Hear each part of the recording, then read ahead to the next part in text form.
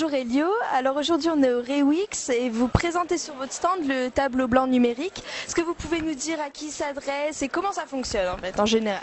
En fait, ce type de tableau s'adresse à tout ce qui est enseignement, que ce soit depuis le primaire, secondaire, supérieur et dans d'autres applications également, police, administration, hôpitaux, tout ce qui a trait à de la formation.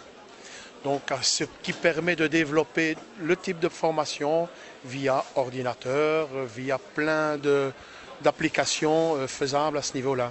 Qu'est-ce que ça change par rapport à un tableau blanc normal?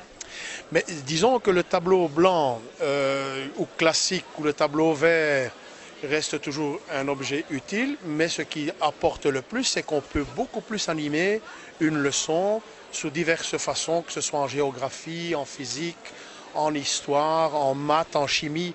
On peut vraiment animer ça dans les façons les plus étendues qui soient au niveau informatique. Est-ce que vous pouvez nous montrer comment ça fonctionne? Tout à fait. Donc, il nous faut 3 éléments. Il vous faut un ordinateur, il vous faut un smartboard et il vous faut un projecteur. À partir de ces 3 éléments, je me retrouve avec un tableau qui est interactif et mon doigt va devenir un instrument, c'est-à-dire va devenir clic gauche de ma souris ou marqueur. Donc, l'enseignant ne devra plus aller ni au tableau ni sur son ordinateur, il va le faire au tableau. Je vous explique. Voici d'abord l'icône marqueur, je vais sélectionner une couleur et je vais pouvoir indiquer un texte. Si vous me permettez, je vais vous tourner le dos.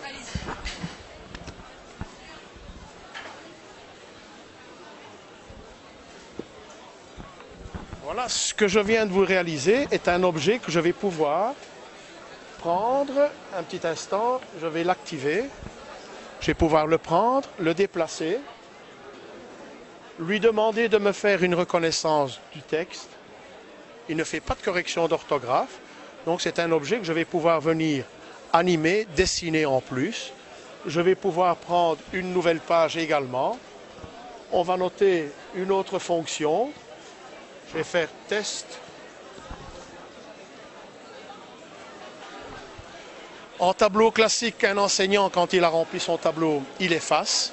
Ici, je peux retourner à n'importe quel moment à ma page précédente. Vous voulez me reposer une question sur la page précédente? Il suffit de rappuyer et ma page est toujours sauvegardée, elle est toujours ici existante. Je peux y apporter plein d'illustrations également. Ça risque peut-être de faire problème pour votre luminosité, mais on va vite mettre une image que je vais pouvoir détailler et développer avec les élèves. On va discuter de l'art, je vais pouvoir apporter des notes, des informations et à tout moment je vais pouvoir revenir à toutes mes pages de leçons du départ que vous retrouvez, des outils qui me permettent également de développer certains types de leçons. Je peux utiliser des lignes droites directement ou celle-ci, voilà.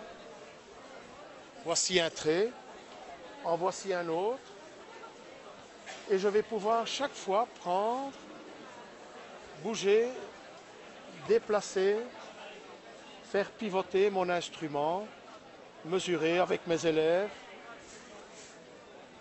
Voilà. Est-ce que c'est accessible aux enfants de petite classe? Est-ce que par exemple les enfants de 6 ans peuvent utiliser le tableau? Est-ce que pour eux c'est facile? Bas âge peuvent utiliser tous ces outils. Il y a plein d'applications qui sont à leur disposition. On va essayer de trouver quelque chose ici rapidement. Vous allez voir, voilà, par exemple, un enfant de primaire ou maternelle, la reconnaissance des figures. Ceci, je vais envoyer un enfant au tableau. Il va devoir me reconnaître si c'est correct ou pas. Voilà, le triangle, l'étoile.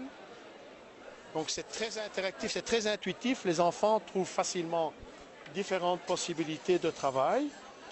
Je pourrais leur apprendre comment fonctionner et comment retrouver les heures. Voilà, modifier. Des leçons de géographie applicables, les monuments. Vous voyez, c'est très facile d'accès. Je peux faire venir un élève au tableau. Pas besoin d'outils, pas besoin de quoi que ce soit.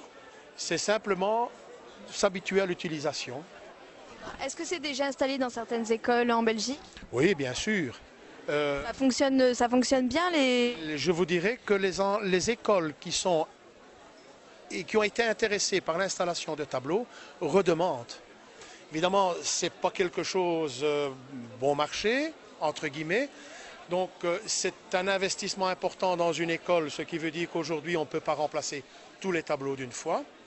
On ne peut pas oublier l'ancien tableau classique. Donc, les gens travaillent par phase et vont progressivement un tableau, un agenda d'utilisation de ce tableau. Chaque enseignant pourrait utiliser tous les jours 1 heure ou 2 heures. Et les gens redemandent de plus en plus de tableaux parce qu'il y a toujours de l'évolution qui se fait également dans les applications, dans les procédés. Les logiciels, les applications sont déjà installés ou est-ce qu'il faut en plus... Lorsque vous achetez un smartboard, le client reçoit la licence gratuitement et avec le numéro de série, il peut télécharger le logiciel sur n'importe quel ordinateur en quantité indéfinie. Le tout, c'est d'avoir le tableau, le numéro de licence, le numéro de série et chaque enseignant de chaque institution peut le télécharger. Il vous donne des garanties qui passent de 3 à 5 ans et vous recevez chaque fois les mises à jour, les nouvelles applications. Smartboard Canada développe beaucoup de logiciels qui permettent aux enseignants d'animer différents types de leçons. On peut y brancher plusieurs PC, plusieurs ordinateurs? On peut travailler avec plusieurs PC. Les élèves peuvent avoir chacun leur ordinateur et l'instituteur... À ce moment-là, on installe sur le système une application qui permet à l'enseignant de prendre la main de chaque ordinateur de la classe et qu'un élève me dit « Monsieur, je ne comprends pas, je ne vois pas ». Donc, moi, en tant qu'enseignant, je pourrais prendre son écran, l'installer en grand écran et suivre avec lui les fonctions, de lui dire « Tu dois aller fichier, ouvrir tel programme » et ainsi de suite. Est-ce que pour finir, vous pouvez nous noter le blog de roubaix.com sur le tableau? Alors, le blog de Roubaix, je l'ai noté là. Le blog, 2 en chiffres. On va recommencer. Voilà, possibilité.